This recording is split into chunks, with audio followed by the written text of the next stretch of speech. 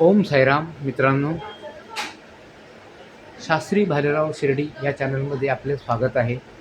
मी प्रकाश भाऊराव भालेराव, ग्रामस्थ शिर्डी.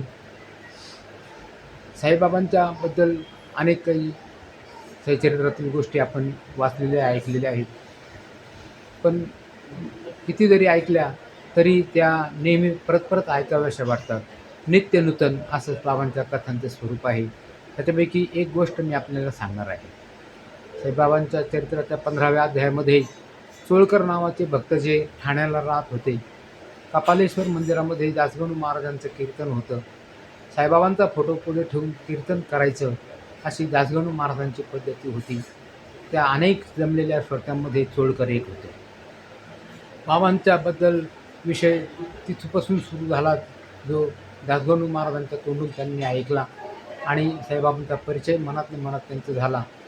तोपर्यंत त्यांनी साईबाबांना पाहिलेलं सुद्धा नव्हतं आणि बाबा अंतर्यामी आहेत, भक्तांच्या इच्छा पूर्ण करतात हे सूत्र त्यांना कळाल्यानंतर त्यांनी पण विचार केला की आपण महसूल खात्यामध्ये आहोत, ह्या खात्याची परीक्षा जर आपण पास झालो तर आपला पगार वाढेल, आपल्याला पदोन्नती मिळेल. म्हणून त्यांनी बाबांना मनात नवस केला की बाबा, मला ही परीक्षा पास होऊ द्या. ही परीक्षा जर मी पास झालो तर मी शिर्डीला येईन आणि तुमच्या नावाने खडी साखर वाटीन, असा मनात त्यांनी नवस पूर्ण केलेला आहे. पुढे चालून बऱ्याच दिवसानंतर ती परीक्षा झाली, ते पास झाले आणि त्यांनी मनात विचार केला की आता आपण जावं, आपण सांगितल्याप्रमाणे बाबांचा नवस पूर्ण करावा.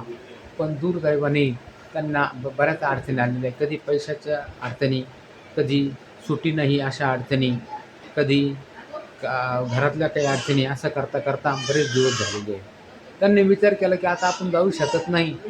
म्हणून त्यांनी असा विचार केला की आपण हे जाणं बरोबर नाही, तेव्हा आपण काहीतरी केलं पाहिजे. म्हणून मनात त्यांनी चहा, त्यांना फार आवडत होता, तो चहा सोडून द्यावा.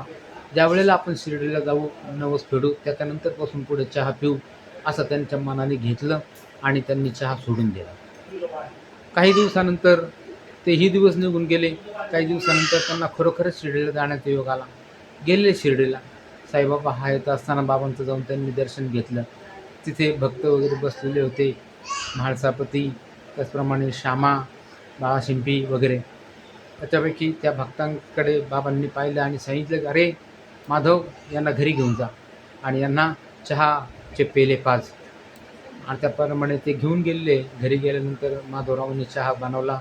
चहा ते प्यालेले आहेत आणि त्यांच्या मनामध्ये ती रूटफूट होती की यांनाच का बरं चहा पाजायला सांगितला बाबांनी, बाकीचे भक्त काही नव्हते का? म्हणून त्यांनी त्यांनाच विचारायचं ठरवलं. विचारलं त्यांनी चोळकरांनी की अहो, तुम्ही कोण, तुमचं नाव काय आणि तुम्हाला बाबांनी चहा पाजायला का सांगितला?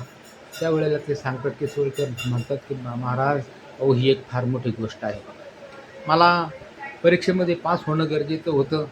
ठाण्याला मी कीर्तन ऐकून प्रभावित झालो आणि बाबांच्या अंतर्यामीत्वाचीच एक प्रकारे परीक्षा पाहण्याचं माझ्या मनात आलेलं आहे आणि मी मनात नवस केला की बाबा, ही जर खात्याची परीक्षा मी पास झालो तर मला पदोन्नती मिळेल, माझा पगार वाढेल, तेव्हा माझ्या ही परीक्षा पास होऊन द्या. आणि जर असं झालं तर मी शिर्डीला येईन आणि तुमच्या नावाने खडीसाखर वाटेल. पुढं चालून मी परीक्षा पास झालो, मला पदोन्नती मिळाली, पगार वाढला, पण मात्र शिर्डीला काही येणं होईना. त्याबद्दल मला मनामध्ये खूप खंत होती. म्हणून मी चहा प्यायचं सोडून दिलं. चहा मला फार प्रिय होता आणि तेच पुढं चालून आज योग आलेला आहे बाबांच्या दर्शनाचा. त्या माझ्या ठरल्याप्रमाणे मी बाबांना खडीसाखर ठेवली, वाटली. माझा नवस पूर्ण झाला आणि बाबांनी किती अंतर्यामी, त्यांनी माझ्या मनातले मी चहा सोडला हे ओळखलं आणि चहा सुरू करण्यासाठी आपल्याला आज्ञा केलेली आहे आणि त्याप्रमाणे इथे येऊन मी आता चहा पिलेलो आहे. बाबा हयात होते त्यावेळेला ह्या बऱ्याचशा गोष्टी घडलेल्या आहेत. पण असे जे साईनाथ महाराजांच्यासारखे महात्मा, योगी, पुरुष, अवलिया, ईश्वराचे प्रत्यक्ष अवतार, हे जेव्हा देहविसर्जन करतात त्यावेळेला त्यांच्या चैतन्याची 14वी कला की त्या समाधीजवळ राहत असते. पतंजली योगसूत्रानुसार त्या महात्मांचे हयात होते त्याच्यापेक्षा त्यांची चैतन्य शक्ती कितीतरी पटीने वाढते आणि हयात गेल्यानंतर ते अनेक भक्तांना दर्शन देऊ शकतात. कर्तुम अकर्तुम अन्यथा कर्तुम शक्ती त्यांच्याजवळ राहते आणि ते भक्तांच्या इच्छा पूर्ण करू शकतात. म्हणूनच बाबांनी सांगितल्याप्रमाणे मै गया नाही जिंदा हो, नवसास माझी पावेन समाधी, धरा दृढबुद्धी माझ्या ठाई. तेव्हा आजही बाबा ते सर्वांच्या इच्छा पूर्ण करतात. 1968 सालीपर्यंत मी 6वी पहिलीत असताना तेपर्यंत मला हे सगळं आठवतं. तिथपासून पुढच्या गोष्टी मला आठवतात. आणि माझे वडील 1918 साली बाबांची जेव्हा समाधी झाली त्यावेळी माझ्या वडिलांचं वय हे 13 वर्षाचं होतं.